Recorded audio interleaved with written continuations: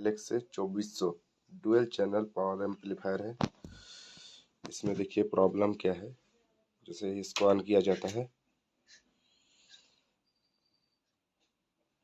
देखिए प्रोटेक्ट और टेम्परेचर दोनों चैनल का ये बत्ती जल रहा है और अंदर की कंडीशन कुछ इस तरह है,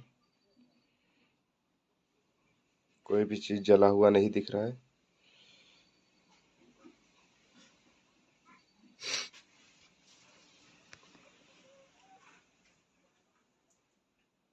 तो ये प्रोटेक्ट और जो टेम्परेचर है, ये फॉल्ट कहाँ से आता है इसको मैं बताता हूँ।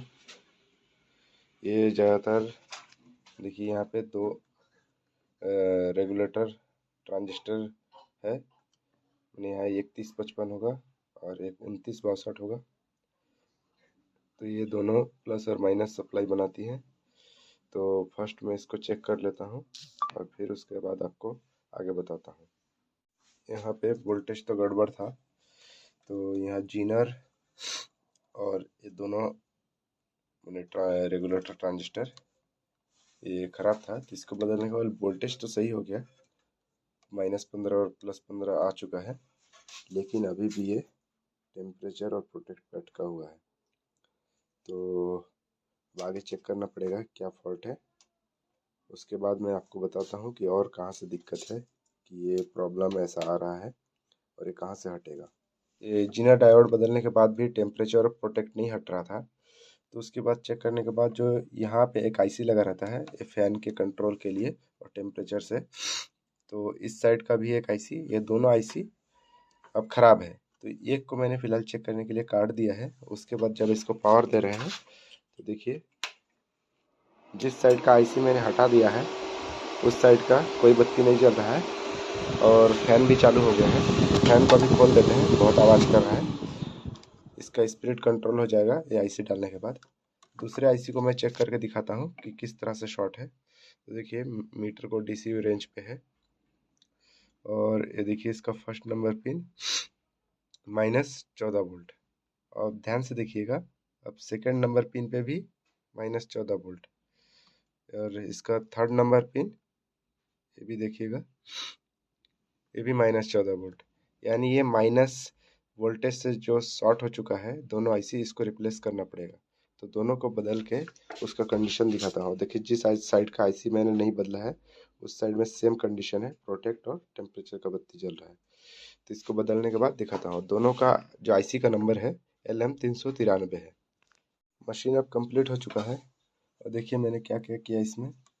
जो मैंने बोला था कि ये आईसी ख़राब है, देखिए यहाँ पे लगा चुका हूँ। और ये जो आईसी का नंबर है यहाँ पे दिख तो नहीं रहा है, लेकिन मैं आपको बता रहा हूँ। इसको मैंने 4558 डाला है दोनों, क्योंकि LM393 नहीं था, लेकिन दोनों सेम आईसी है। तो इसको डालने के बाद ये चालू हो गया और इस साइड का फैन नहीं चल रहा था। तो यहाँ पे एक जीनर भी ख़राब था, तो मैंने एक जीनर भी डाल दिया है ये वाली। और अब मशीन में आपको चालू करके दिखाता हूँ। देखिए एक बार आया प्रोटेक्ट और टेम्परेचर का और मशीन चालू हो गया। अब देखिए ये फैन भी बंद हो गया है, उस समय जो लगातार चल रहा था।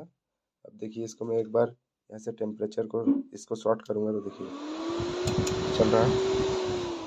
देखिए इस तरह से इसको भी शॉर्ट करेंगे तो यहाँ चलेगा।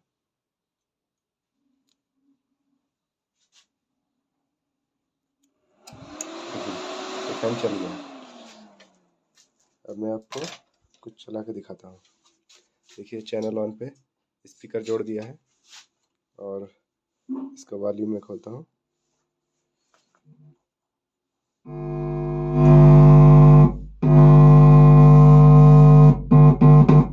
देखिए दोनों चैनल ओके हो चुका है। तो अगर आपके पास भी ऐसा फॉल्ट आता है तो आप, जैसे मैं पहले बोला कि यहाँ का वोल्टेज गड़बड़ रहता है, तो यहाँ का वोल्टेज ठीक करने से अधिकतर मशीन में हो जाता है, आगे बढ़ने का ज़रूरत नहीं होता है। लेकिन इसमें जैसे ये दोनों आईसी भी शॉर्ट हो चुका था, फैन का जीनर भी शॉर्ट हो चुका था, तो उस स्थिति में तो आपको आईसी बदलना ही पड़ेगा। और आईसी के पिन में सिर्फ आपका चौथे नंबर पे और 8वें नंबर पे ही आपका वो प्लस माइनस वोल्टेज आता है। बाकी पिन पे अगर आ रहा है तो आपका आईसी ख़राब है। आप चेक कर सकते हैं इस तरह से।